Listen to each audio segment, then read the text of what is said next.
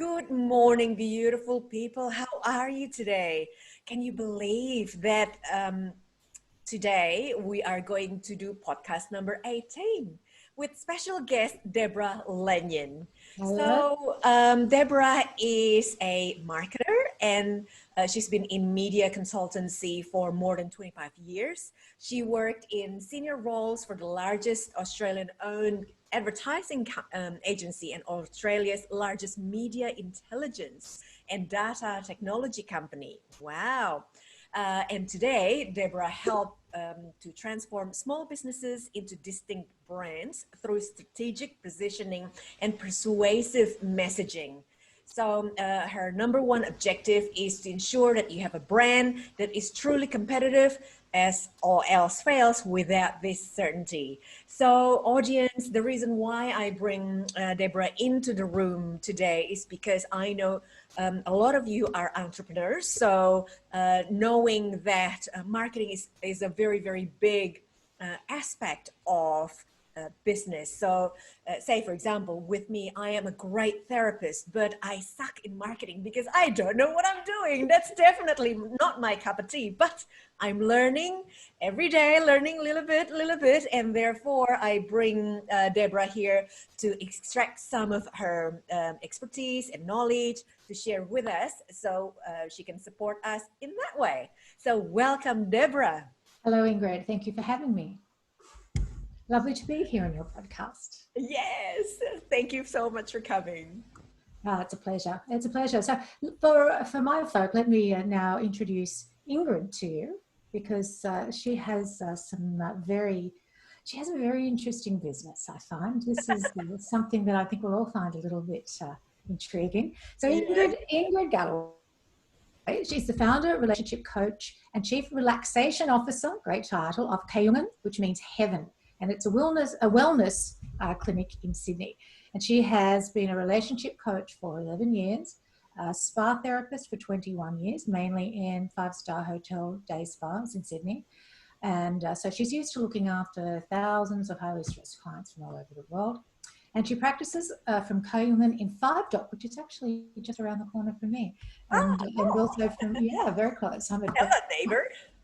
Hello, neighbor. And she also practices from clients' homes, offices, and online these days. And her work is always focused on stress, relaxation, and relationships. And as you'll see when you get to know her throughout this podcast, she's a very kind soul, and she's always seeking to reach out to support the healing process for stressed people, broken, lonely-hearted singles, stressed-out parents, and loving couples across her path. And she does one-to-one coaching sessions, group workshops, and also wellness at work programs for companies to create better engagement and harmony for their team members. So that's pretty amazing. Thank you so much. Yeah, these are tips and techniques and tools that everyone can use in every aspect of their life. Yeah, especially during COVID lockdown, I guess. Well, I started this podcast during lockdown time, So in April, sometimes I just wasn't having fun. Well, I guess who would have fun, in lockdown, as we never experienced something like this before. So I thought, well, might as well connect with other business owners, knowing that a lot of business owners may be suffering from the pause of the business.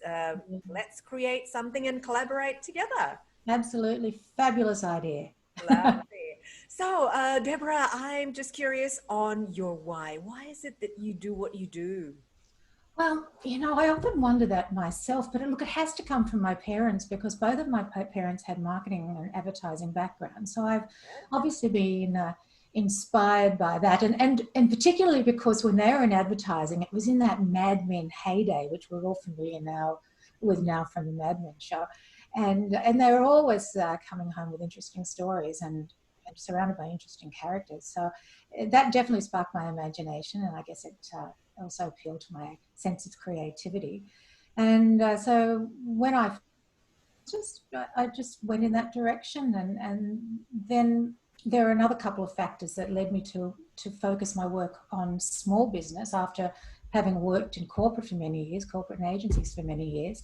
Yep. And the first of those was having a small business myself.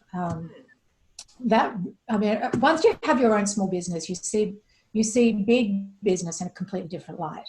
You start to understand the need for budgeting and forecasting and cash flow and things, and you understand them in a different way. You know, so when you're working in a big company, you're used to somebody else doing a lot of that work for you and having an accountant responsible for the long-term vision of the finances, and the CEO, you know, in charge of the long-term vision for the company. And when it's just you, or a smaller business, you've really got to have a new and solid understanding of all the concepts involved.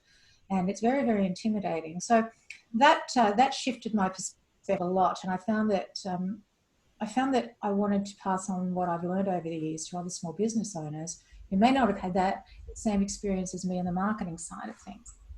And of course, the second thing that led me in the direction I'm in now is the sort of changing landscape that was driven by, or is driven by, digital channels. Yeah. And the digital channels not only produce a new way of reaching audiences, they make it easier and more accessible for small business owners to do their own marketing or manage their own marketing. And, you know, once upon a time, not that long ago, small business owners were actually outsourcing this function to perhaps another agency or, you know, other experts, and they just got on with the business of running their own business. Now, things are changing and people are trying to do everything, and it's really, really, really stressful. So do you think there's still a place for agencies simply because small business owners now having to do everything themselves? I would love to see small businesses be able to work with other agencies, as well as have a really solid understanding of what they're doing themselves. I think it's a mixed bag these days. I mean, the biggest problem for small business in working with external companies is the cost. Let's face it, you know, we're always driven by our cash flow in small business, and so it can be difficult to find the money to work with an agency. However, I think what I also think that if they do their own marketing, it's going to be cheaper. And at the end of the day, it's not, because you've still got to have a marketing budget. You've still got to be able to pay for advertising.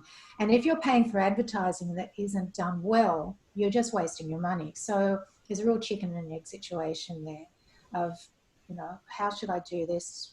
Who should I work with? What should I spend my money on? What's most important? And there's so much information out there coming from different directions, from, you know, marketing experts and coaches and so forth. There's just this plethora of information being thrown at people, and a lot of it's not accurate, I have to say. I think, you know, many people would agree with me on that. Yeah. There's good and bad information out there. But at the end of the day, it's just confusing people. And it's information that small businesses haven't really had to absorb before. So there's a lot of really, really stressed out people in small business trying to decipher this whole marketing landscape. And so my goal is to try and help small business make informed decisions around that, and use a combination of my own experience and their own unique understanding of their own businesses to sort of collaborate to produce the best results. Fabulous. Yeah, so that's a long nutshell, but that's it in it. But it's really important, though. It's really confusing for, you know, small business owners such as myself, that, you know, marketing is not our expertise. So where do we start from here, right? So thank you for explaining that. No, thank you. So tell me, Ingrid, tell me your why for your fabulous business. Yeah.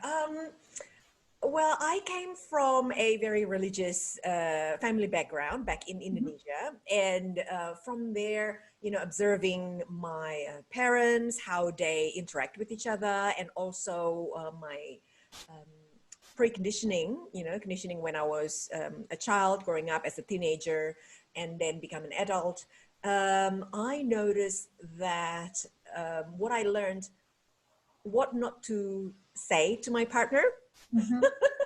So I observe how not to say things to my partner if you want to have a flowing, sort of loving relationship. Yes. And also shame and guilt. That's a big factor, especially coming from an Asian background. That's a big thing, you know. Oh, what a shame.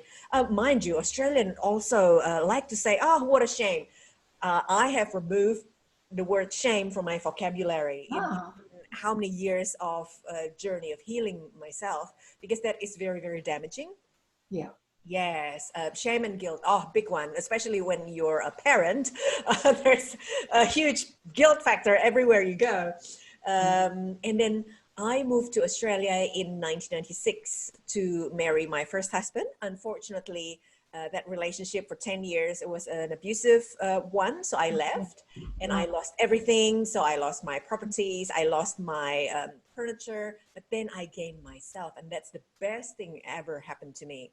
You Yeah. know, you can lose your money, you can lose the stuff, but then, you know, to get your sense of self back, that's amazing. Yeah, And from absolutely. then, because then you still have the brain in you, even though you may be damaged. You know, I got depression, I got anxiety, maybe damage in that sense, in the mental sense. But then, you Mm. know, by being able to be free and allow myself to be myself, Yeah. in my self-healing journey, I went back to college studying counseling and life coaching, and straight away I knew that I would be a coach, not a counselor. And straight away I knew that my niche, I'm sure you understand niching in marketing, Yeah. my niche will be in relationships. So yeah, from that sort of like experience, past experience, it's definitely shaping me to be who I am now, and making me more compassionate and more passionate to help and support, you know, the healing journey of people that had similar sort of issues with Yeah. what I had. Yeah. Yes. Yeah. Yes. Wow. So yeah, I'm really happy to support stressed people, you know, broken-hearted, lonely-hearted singles, and loving couples. Ah, great story. Yes, there's no education quite like experience, huh? Definitely.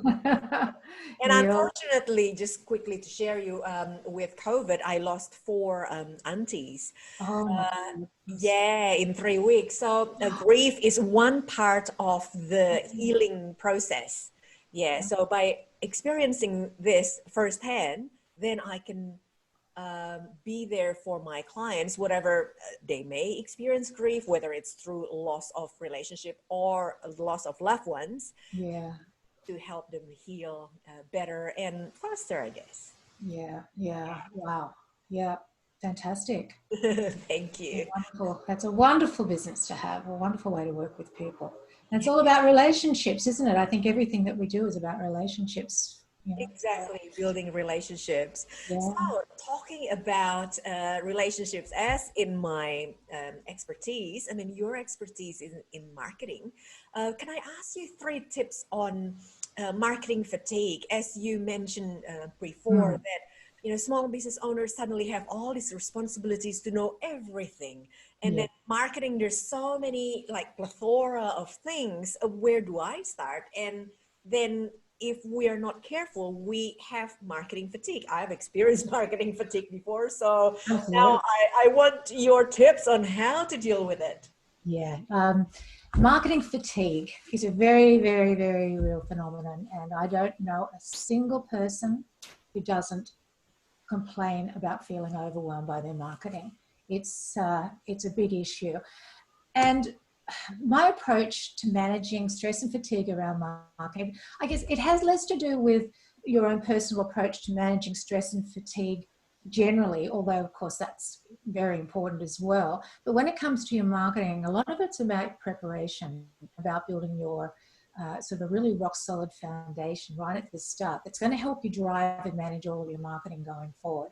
And this is actually the area that I specialize in, not specifically for this reason. This is just a wonderful byproduct of, you know, managing your stress and fatigue is a wonderful byproduct of my process. But Yeah. it's actually one of the core fundamentals of marketing, and that is understanding what you're selling, number one. Secondly, understanding who you're selling to. And number three, understanding why you're selling it. And now these, you know, sound very, very simple, and they are very simple. However, and you can summarize these into one word, and that's focus. And Mm. focus is the most important thing that you can do in your marketing, because if you're not 100% clear and focused on what you're doing and why you're doing it, your customers will never connect successfully with you. and you'll never connect successfully with your customers. Mm.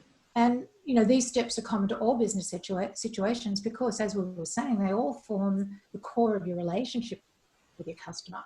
And it's that relationship with the customer that determines the success of your business. So, I mean, it is a very simple concept. Yeah. But there are ways and means of going through the process that are going to, you know, make it more successful than perhaps other methods.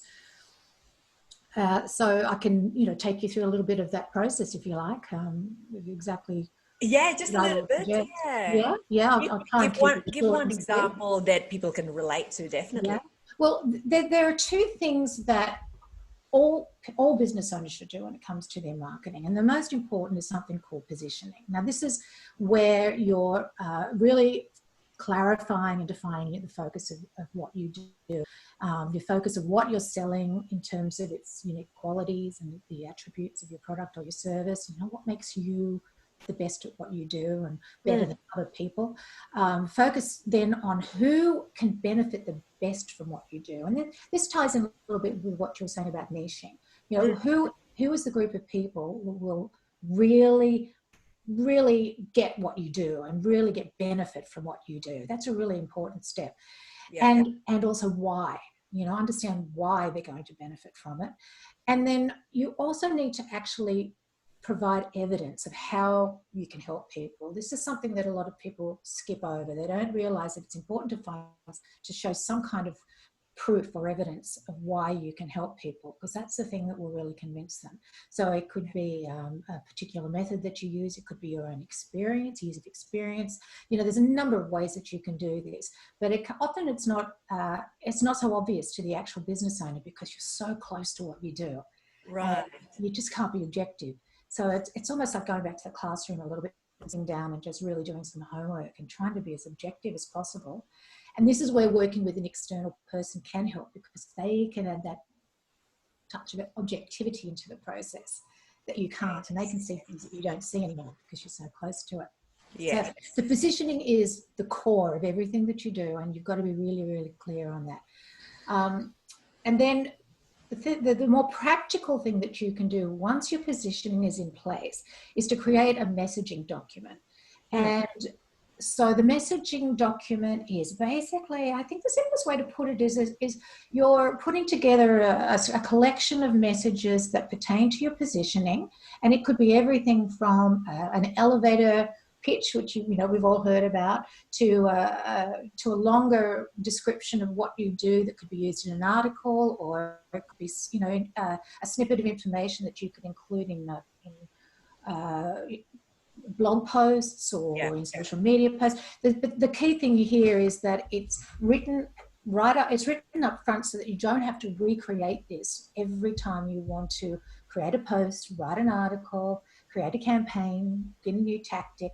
Everything is prepared up front and adapted to suit the channel that you're using and the timing of the campaign or whatever. Yeah. And so you can just copy and paste and tweak it a little bit? Yes, yeah. You can copy and paste and tweak it. And the tweaking is very important because I would say adapt more than tweak. Tweaking is the same thing, I guess, but it's the adaptation is very important as well, because you don't want it just to sound rote. But it's messaging that you know will be consistent across everything that you do. And consistency is very, very important in maintaining that relationship with your customers so you don't confuse them. So yeah, that would be the most practical tip I could give people. But you've got to do your positioning first, because your messaging is driven by your positioning. So Wonderful. They work hand in hand. Yeah. Awesome. Positioning. Positioning, absolutely. That's why just when you buy a real estate, make sure that the location is right. Exactly. It's very similar. It's a very simple concept, but it's very strong and very, very important. And you can't underestimate the importance of those steps. Nice. Awesome. Thank you for those tips. Yeah, very welcome. So what about your tips on relationships, Ingrid? I bet you've got a few beauties you could share with us. Yeah, definitely. Well, as you mentioned about, you know, getting the third person or the other person to look into your marketing, I also reckon get training about relationship. You know, For example, if you sign up for a new job that requires new skills, so better pay, obviously, new job, oh, very exciting. But then there's a little bit of a blur about the specific skills that you need about that job, about that role. You would want to make sure that there is training involved. You would, negotiate with your new employer. It's like, is there training of that? Because I don't have that expertise, but I know that it's necessary for my role. Yeah. For me to be successful doing it. The same thing with relationship. Like we jump into marriage or we jump into a relationship not having a proper training, then you wonder why you do things wrong or you don't understand your partner. It's because you don't have enough training about it. Yeah. And every partner is quite unique, as I mentioned, my background, growing up as a child in Indonesia, I observed this and this and this and that is called baggage. Everyone has baggage. Oh, yes. When we understand our past baggage through this, relationship training, we can understand, oh, actually, my partner is not my enemy. I can understand why he or she is behaving this way because she or he has certain baggage. Now I understand because of this training. Yeah. So highly recommend relationship coaching, at least for that. That's just one aspect of it. And then my second tip is to do regular check-in, right? During our recent holiday last Sunday until Tuesday, I had a check-in with my husband and we discussed about our goal next year. So we have one goal, which is putting down a deposit for our first property. My husband never had a property before. I lost everything in my divorce. So what can we do to reach our goal? I have a big dream of owning a couples retreat plus family home plus day spa in one. But that requires a huge amount of money, which we don't have, right? So what is the first step? The first step is either owning our first home or owning a investment property first. Yeah, it can be small. And believe it or not, because of COVID, we may be able to do this. So government actually give some grants or injecting some dollars into the construction industry. And by this, we ask experts in property area, obviously, to be able to understand what are the necessary steps to do this. But then, there's opportunity. So, my God, yes, losing four aunties suck big time. But then, financially from the government, there's a gain. So as you can see, there's a balance. Yeah, there's a negative side of things, but then there is a positive side of things. So regular check-in, what is our goal as a couple next year, and then understand what are the necessary steps to get there, and then understand what may be the one or two blocks that will prevent you to get there. Yeah. And solve that blocks together.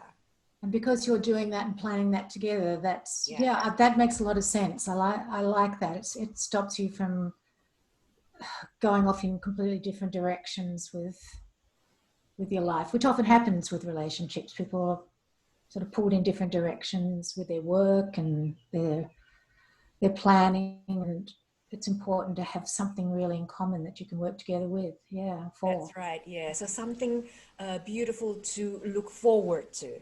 Yes. Yes. Yeah. And then number 3 will be spending time together with your partner. If you're in business together, maybe you do exercise together or personal development together to grow as a couple, and not discussing about work or business. Yeah, a lot of couples work together under the same roof, so they may feel a bit stuffy inside. So get out. I'm sure. Get out, exercise, or do personal development things together. So you don't talk about business anymore. You don't talk about work anymore. Talk about something else. So that you know, bring the fresh air into the relationship. Oh, that's a nice way of putting it. Yay! Love. Wonderful. Thank you. So now, beautiful people, we get to the fun part of the podcast, true or false statement. Deborah told me that she used to own a hair salon, or statement number 2, she speaks fluent Italian. Ooh, which one? She always looks good, so I reckon it's number 1. She used to own a hair salon. That is the correct statement. What do you think? Correct. Oh, yay! You got it in one. Spot on. There you go. I wish I spoke fluent Italian. I'm trying to learn Italian for years and years and years and years, and I just can't. It's so hard to learn a language as an adult. If anyone's got any tips, throw them my way. But yes, I did own a hair salon for a period of time. And, well, I guess the funny side of that is the reason that I did it, which I don't know if it was a very business-like reason. Because I have always had longish hair, I spent a lot of money at the hair salon. And I had this particular little salon that I used to go to in Surrey Hills when I worked there. So one day I was chatting to the owner, and she mentioned she was looking for a partner. And I thought, well, if I never make any money out of this hair salon, at least I'll make it back in the money I save on getting my hair done. So that was my... That's a legitimate reason. Yeah, seriously, that's what I did. And luckily I had that sort of backup plan, because I never did make any money out of the salon. But I tell you what, it was a learning curve. And I think the other reason, seriously, that I wanted to do it was because I had always wanted to own a shop. Because if I'm going to work with small businesses, I want to really understand it from the nuts and bolts. I want to be at the coalface. And owning a shop and having to pay rent every week, you know, that's a grind. That's hard. And so I can work with small businesses now and say, you know what, I've done it. I've been there. I've struggled to pay the rent every week. I've had to work on all aspects of the business. You know, as well as going to university and study marketing, I've done what you're doing. And I feel good that I can say that. You know, I really feel like I can be a legitimate source of information for them, because I can speak from a place that they are and have been and will be, and I've been there as well. So yes, I do feel some compassion for business owners that had to just close door, but then still have to pay rent. So it's like, you know, like at least with me, with my business, I go to clients' homes a lot of the time. And yes, I have my own clinic room, which at the moment my husband take over because he has to work from home, but that's all right. We share the space. That's all right. Not a problem. So yeah, I feel very sorry to a degree. My heart breaks. My heart breaks every day as I see small businesses closed. It really does. It's commercial leasing is not cheap. No, it's tough. It's really tough. But anyhow, let's stay on the fun stuff, Ingrid, because you've got a couple of statements here too that I'm going to choose from. So let's see. Number 1, Ingrid's clients stopped their coaching sessions early because they got excited. Oh, that's intriguing. Or 2, Ingrid's clients stopped their coaching session early because their kids got hit by a car. Oh, what? Oh my gosh, I'm going to have to choose the excited one. I think, yes, I'll choose the excited one. They stopped their coaching session early because they got excited. That's right. You are correct. I'm glad it's that one and not the kids got hit by a car. I know. Fingers crossed. I will never hear any of my clients' kids got hit by a car. It's just too traumatic, right?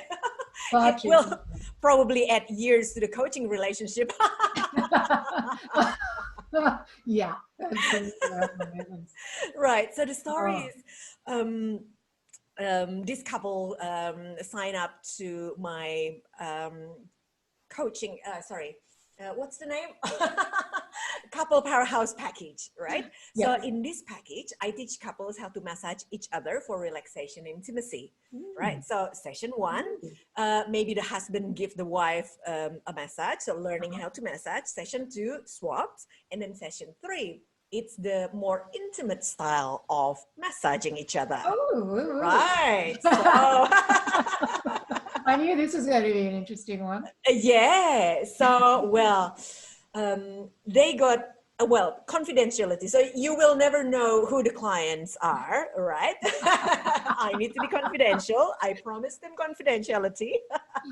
But then sharing, oh yeah, Ingrid, you know, I think we're good. And then here I was rambling about, oh yeah, it will be good if you do this and do that. And then they said, I think we're good now, Ingrid. I think we are keen to practice what we just learned. So yes, we Oh, stopped early because they were so keen to practice everything. oh, that's the epitome of a successful session. Well done, Ingrid. Exactly. Well done. I'm very impressed. So I love it. I wish every client can be like that, but well, you know. So beautiful people. Thank you so much for joining and listening to our podcast and collaboration. One last question though. What do you do to either relax or add raunchiness into your relationship, Deborah?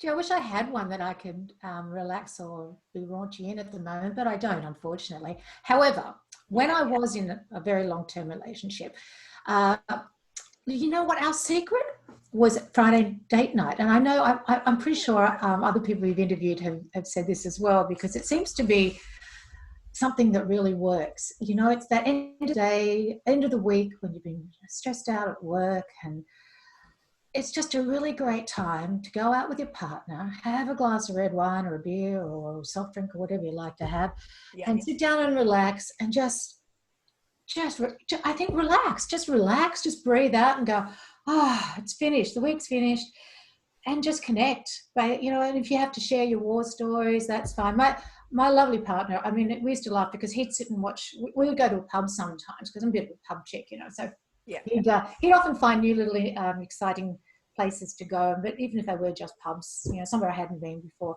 But if he was sick of listening to me complaining about my work, he would just watch the footy over my shoulder on the screen, and I wouldn't mind because I just wanted to vent. Yeah. So he would sit there, and he was really good at acting like he was listening. I get that out of the way. He might get his out of the way, and then we just relaxed and had a nice meal and a nice glass of wine and just really chilled out. And we had a lovely night, and we always laughed a lot once we got all the work stuff out of the way, and we chatted. And it was a really good end to the week and a really good start to the weekend. And it was, it was really important. That made a huge difference, I think, in our relationship. And it's a shame I can't say who's doing it, but I hope he's doing the same with his new partner. But then that's encouraging for the current, you know, couples that they're still together, you know, do that, you know, at least once a week date night. Oh, I really believe in the magic of date night. Just that's why I mentioned regular check-in. Well, you can check in during your date night. That was our check-in. That most certainly was our check-in. Yeah, definitely. Great way to look at it. Yeah. So people, I really hope that you enjoy our collaboration together. If you need more help in terms of marketing, you can connect with Deborah. How do people connect with you, Deborah? Oh, you can connect with me on my website, which is smallbrandmarketing.com.au. Wonderful. And you will see contact details there. And I also have a group if anyone would like to join the group, Shameless Self-Promoters. Come on over and join the community. We have a bit of fun over there, and you can promote your business even better. Wonderful. Yeah, that's a Facebook group. Awesome. Facebook group. Yes, very awesome group. And if you would like to learn a little bit more about relationship, of course, you can connect with me. Just remember, you don't need to be on the verge of a divorce to connect with a relationship coach, because prevention is better than cure. Absolutely. Just like positioning. Yes. Yes, exactly. So yeah, I look forward for you to subscribe to my YouTube channel, Ingrid Galloway, and in the future, next week, definitely there will be another podcast coming with more, you know, exciting stuff to talk about, and, you know, with various business owners locally and globally, because I do believe that this is the perfect time for us to connect and to support each other. Well said, Ingrid. Well, thank you so much for having me, and thank you to your community for having me as well. Thank you. Keep well and lots of love. Bye, Deborah.